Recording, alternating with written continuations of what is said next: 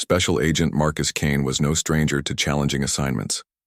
With over a decade of experience in the FBI, he had built a reputation for being sharp, dependable, and fearless when it came to tackling tough cases. His career had taken him from bustling cities to quiet suburbs, always chasing leads, dismantling criminal networks, and bringing justice to those who thought they were above the law. But this time, his mission was different. It wasn't just about solving crimes. It was about stepping into a world where tensions ran high and trust was hard to come by. The call came on a rainy Tuesday morning. Marcus was sitting at his desk in the FBI field office, sipping coffee while reviewing case files. The phone rang, and his supervisor's voice boomed through the receiver. "Kane, we've got something for you," he said. There was an edge to his tone, something that told Marcus this wouldn't be your average investigation. His supervisor explained that a small southern town had been plagued by a surge in organized crime, particularly drug trafficking. What made matters worse was the racial tension simmering beneath the surface. Locals were scared, businesses were shutting down, and nobody seemed willing to talk, not even to the police. At first, Marcus hesitated. He'd spent most of his career navigating urban environments where anonymity provided some level of protection.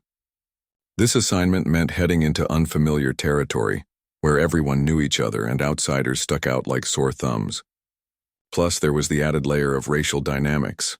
As a black man, Marcus understood all too well how prejudice could shape people's perceptions. Still, he couldn't ignore the opportunity to make a real difference. If anyone could bridge the gap between law enforcement and the community, it was him. After accepting the assignment, Marcus spent days preparing. He studied maps of the town, read up on recent incidents, and reviewed profiles of key players involved in the local police department. Everything seemed straightforward enough on paper, at least, but as Marcus packed his bags and headed south, he couldn't shake the feeling that this case would test him in ways he hadn't anticipated. When he arrived in the town, the atmosphere was unlike anything he'd experienced before. The streets were eerily quiet, with only a few cars passing by.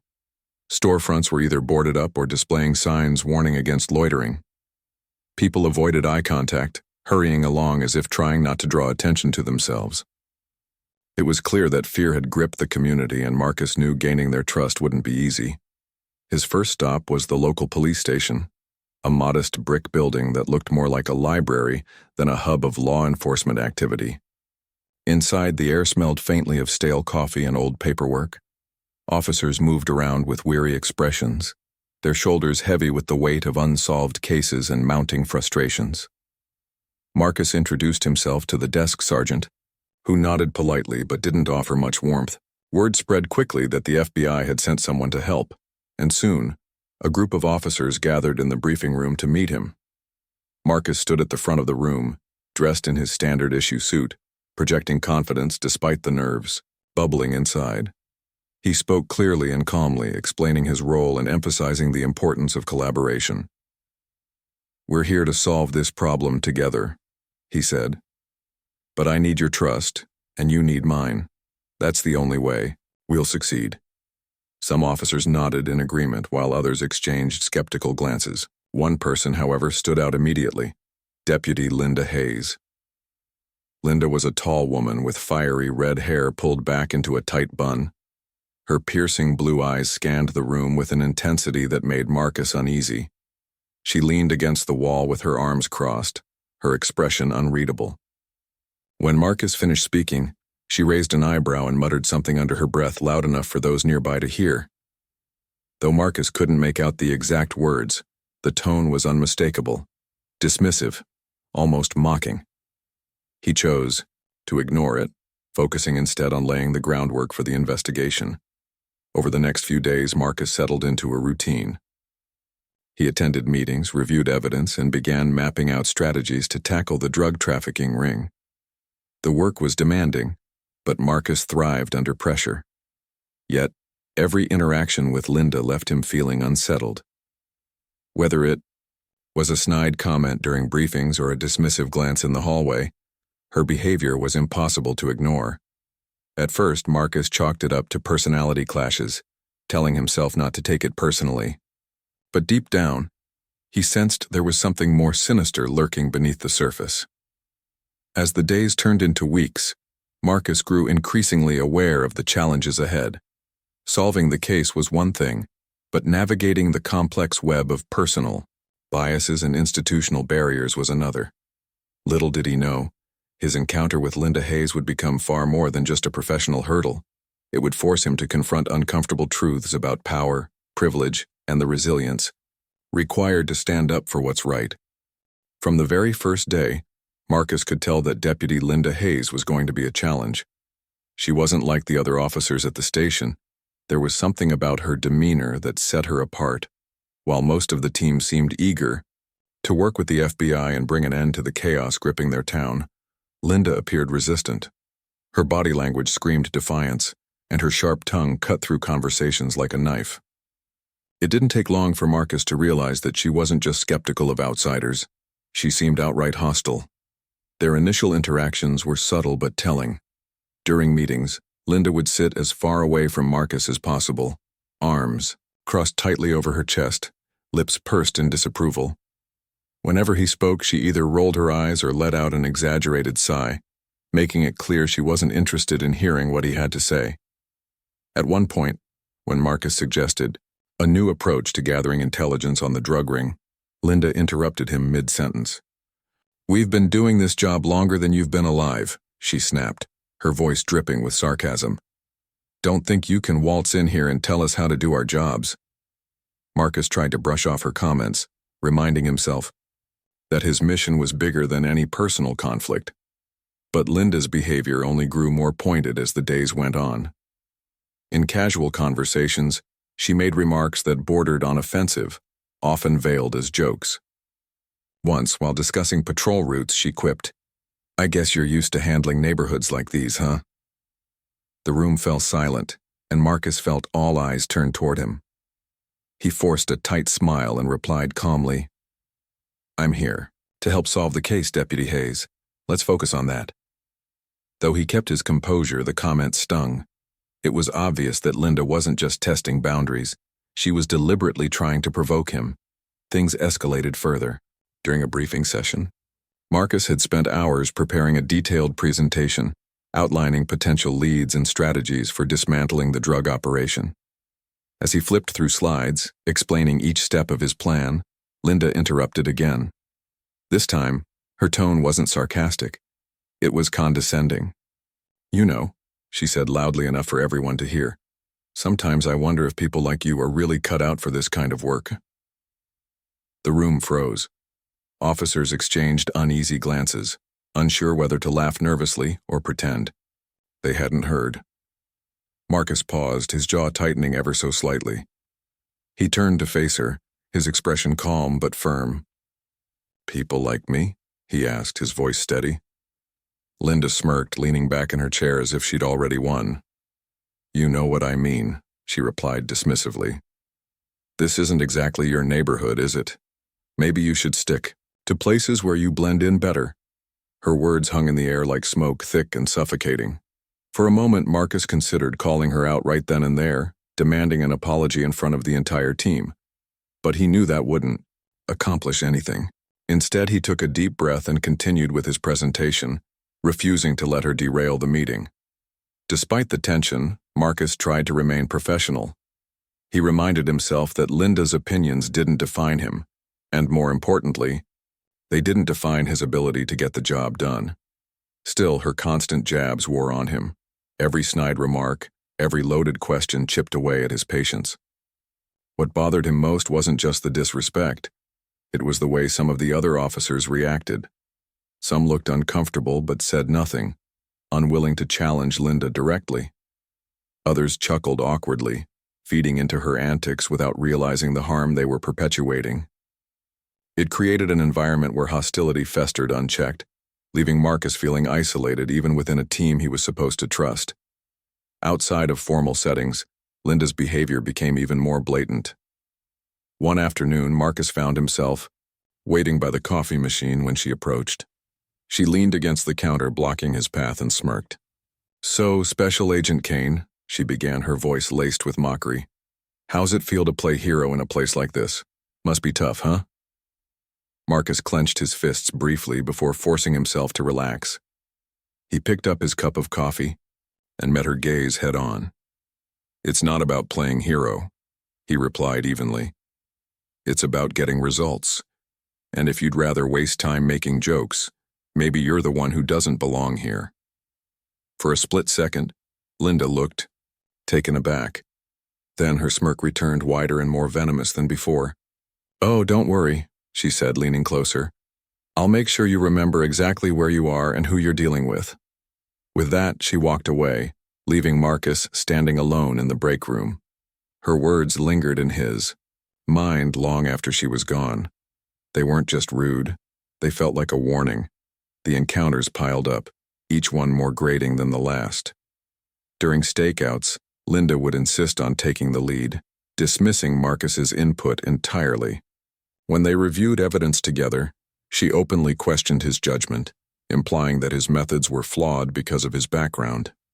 Even in casual banter with other officers, she made thinly veiled references to his race, always careful to stop short of crossing a line that might get her into trouble. But Marcus wasn't fooled. He knew exactly what she was doing, and why. What frustrated him most was the lack of accountability. No one seemed willing to call Linda out on her behavior, not even the police chief. When Marcus brought up concerns during a private meeting, the chief assured him that Linda was simply old school and meant no harm.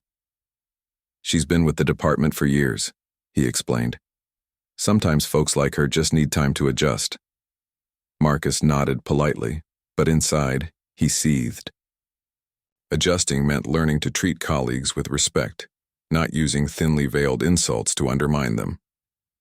As the days turned into weeks, Marcus found himself walking a fine line. On one hand, he refused to let Linda's antics distract him from the mission.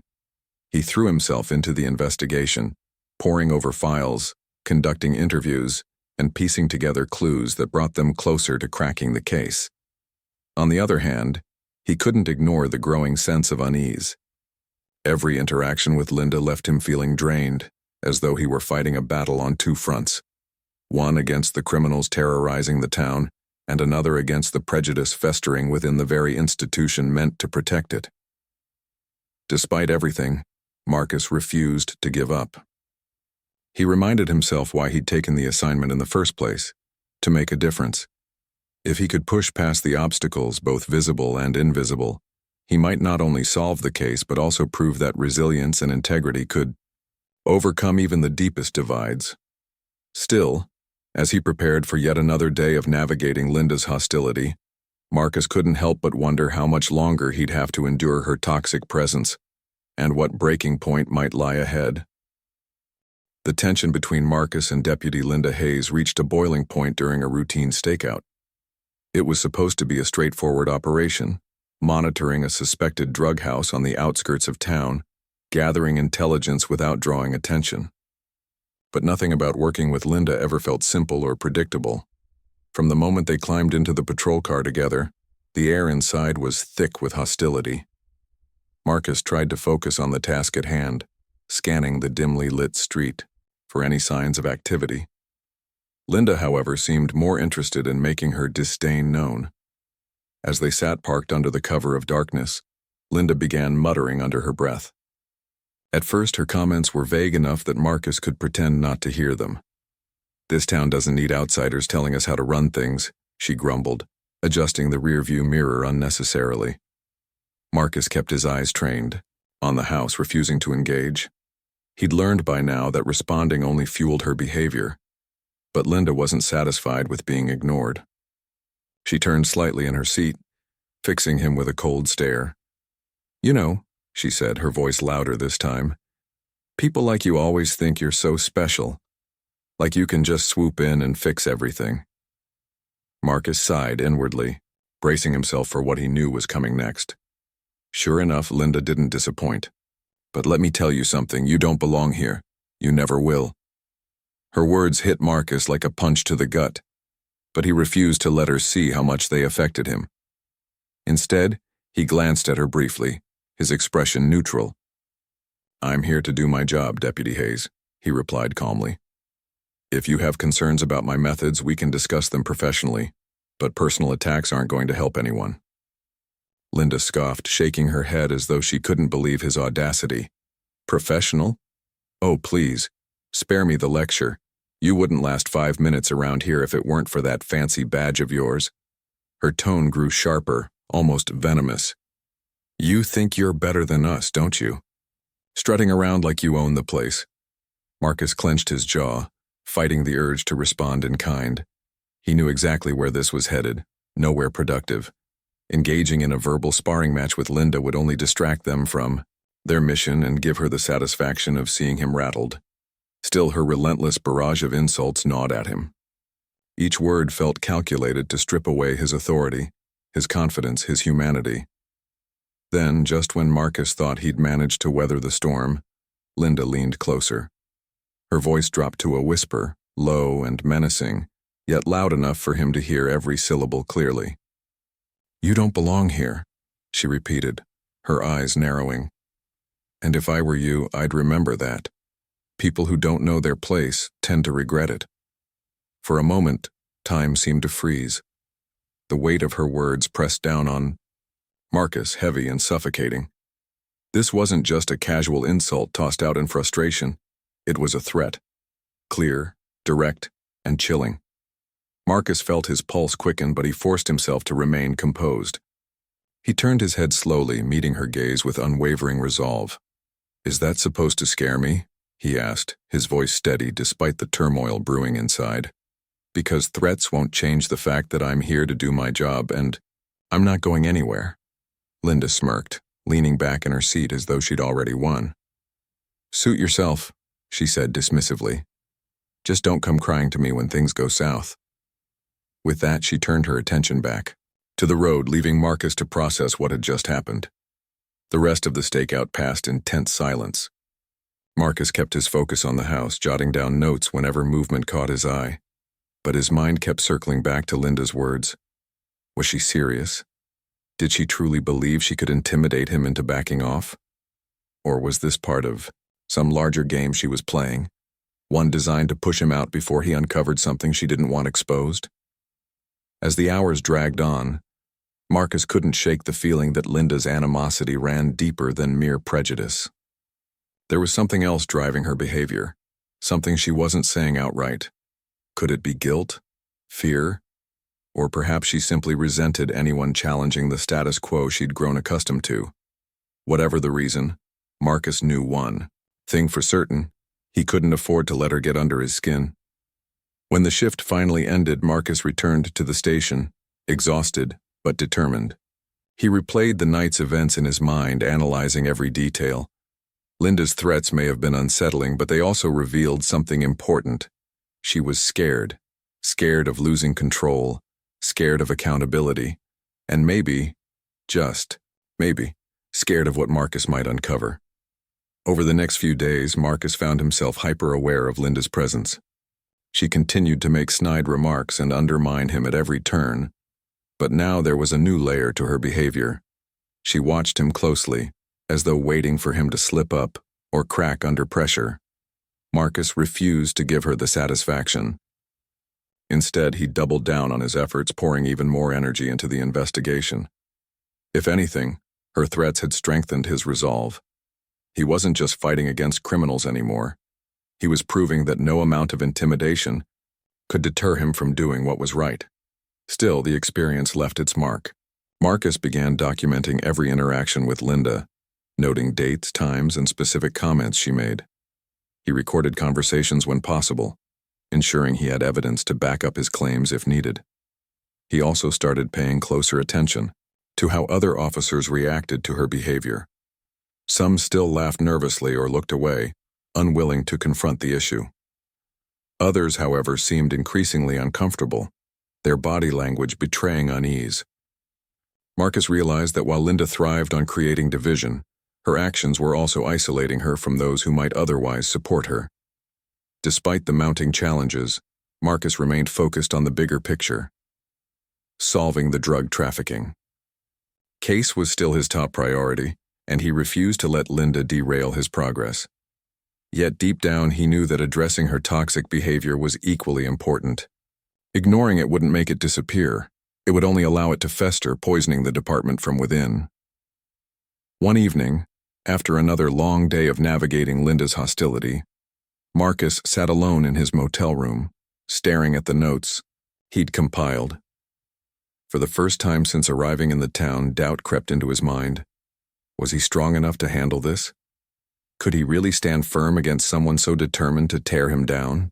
Then he remembered why he'd chosen this path in the first place, to fight for justice no matter the obstacles. Taking a deep breath, he closed the notebook and set it aside. Tomorrow was a new day, and Marcus Kane wasn't about to back down.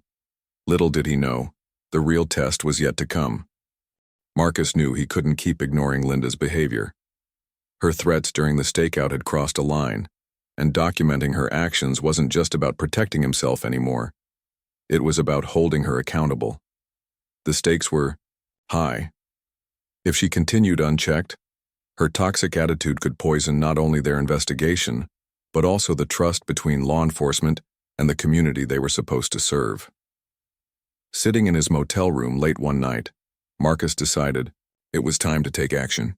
He gathered all the evidence he'd collected, notes, recordings, timestamps, and prepared for what would undoubtedly be a difficult conversation.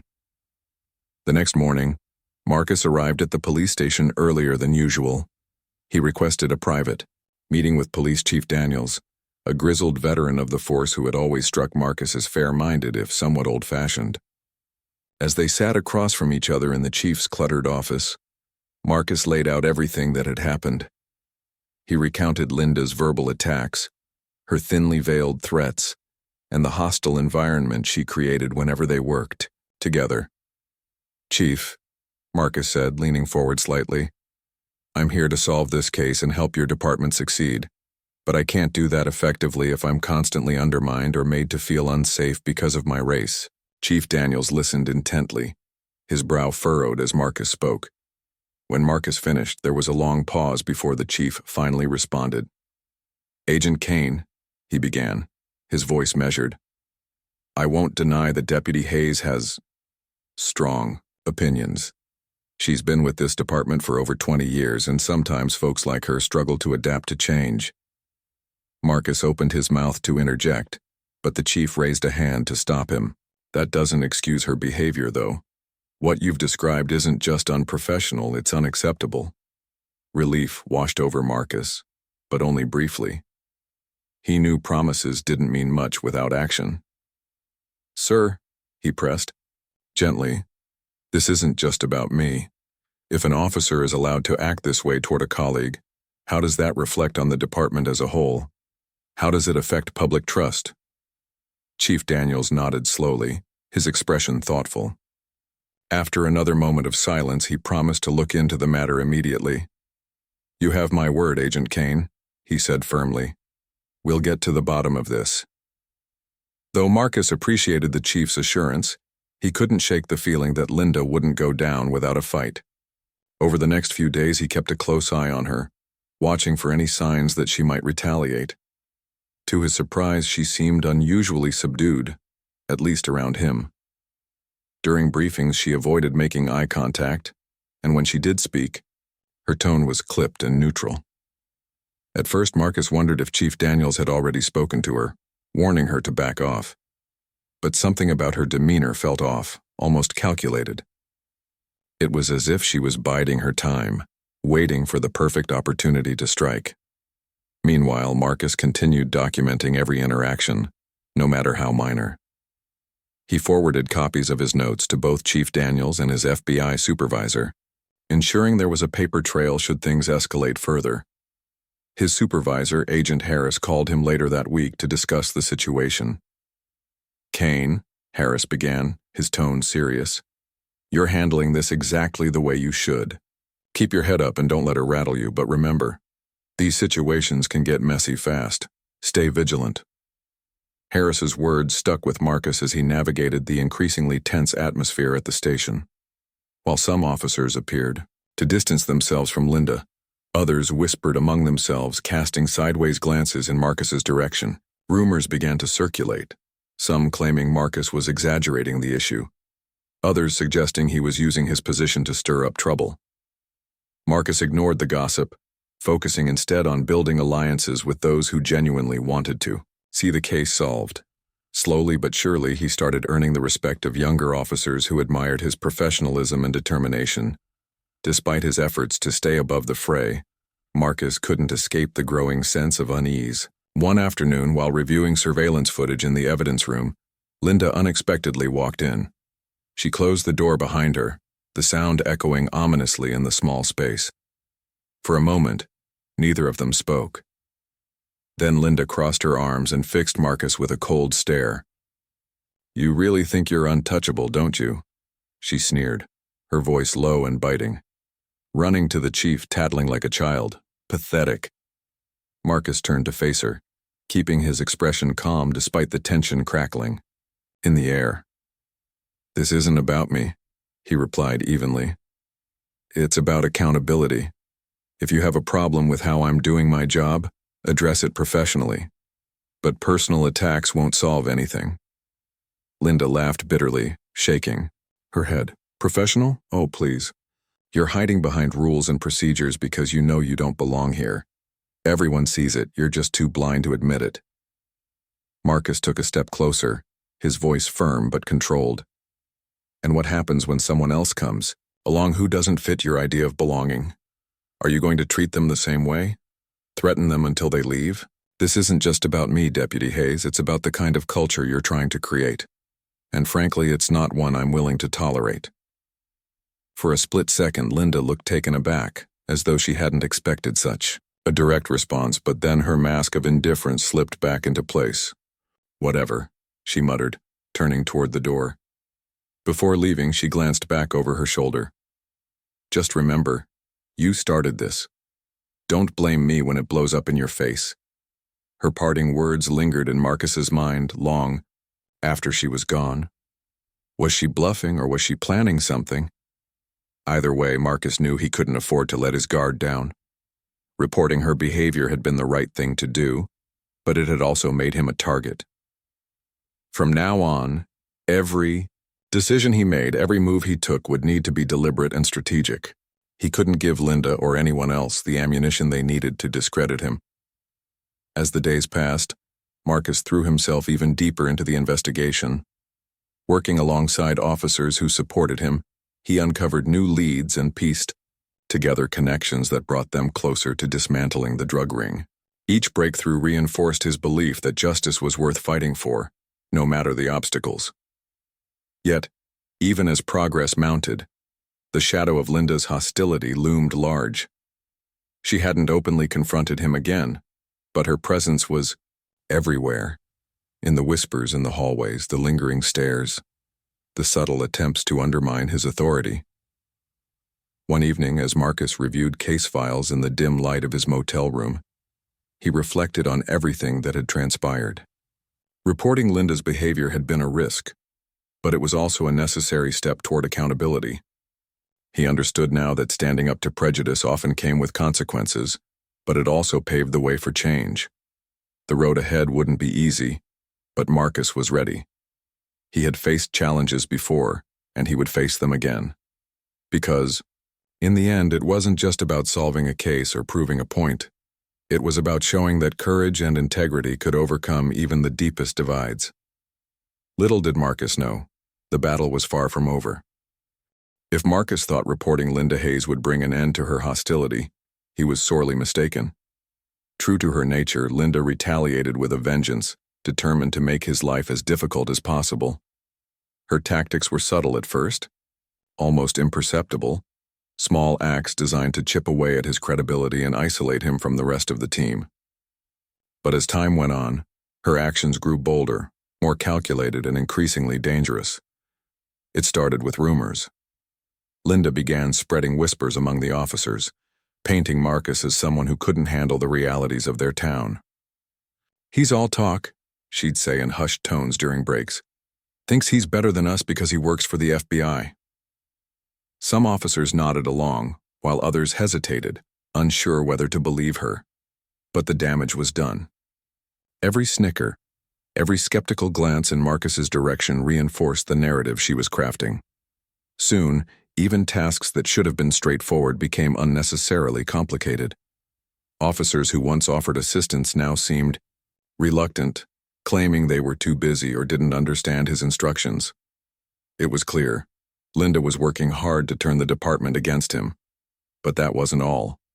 During joint operations, Linda deliberately withheld critical information, leaving Marcus blindsided when things went awry. On one occasion, they were conducting surveillance near a suspected drug drop-off point. Marcus had devised a plan to intercept the suspects after confirming their arrival via radio updates from another officer stationed nearby. However, when the moment came, Linda failed to relay crucial details about the suspects' movements. By the time Marcus realized what was happening, the suspects had slipped away, leaving behind only empty crates and tire tracks. When he confronted her later, she shrugged nonchalantly. "Guess I missed it," she said with a smirk. Oops. The sabotage didn't stop there. One night during a high-risk raid on a known trafficking hub, Linda left Marcus isolated in a dangerous situation. The operation required precise coordination between teams entering from different angles. As Marcus moved into position, flanked by 2 junior officers, he expected backup to arrive shortly. Instead, silence. For several agonizing minutes, Marcus found himself cut off, unable to communicate with the rest of the team. The suspects inside grew suspicious and tensions escalated quickly. Bullets flew, shattering windows and sending everyone scrambling for cover. Marcus managed to retreat safely, but not without sustaining a minor injury, a graze on his arm from flying debris.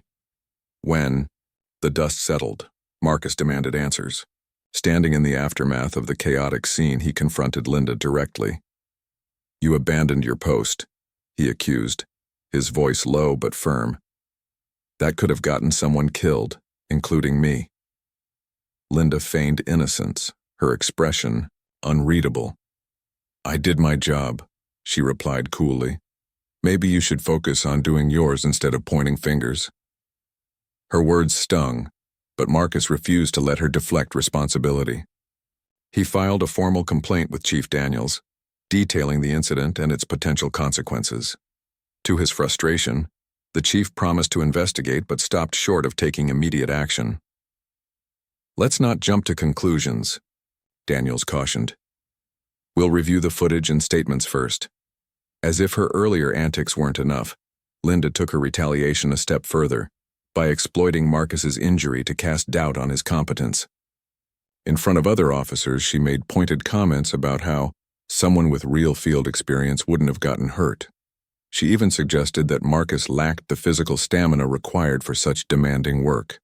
Her remarks spread like wildfire, fueling skepticism about his abilities.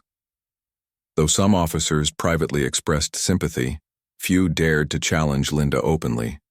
After all, crossing her meant risking similar treatment. The cumulative effect of Linda's behavior weighed heavily on Marcus. Each day felt like navigating a minefield, never knowing when or where the next attack would come.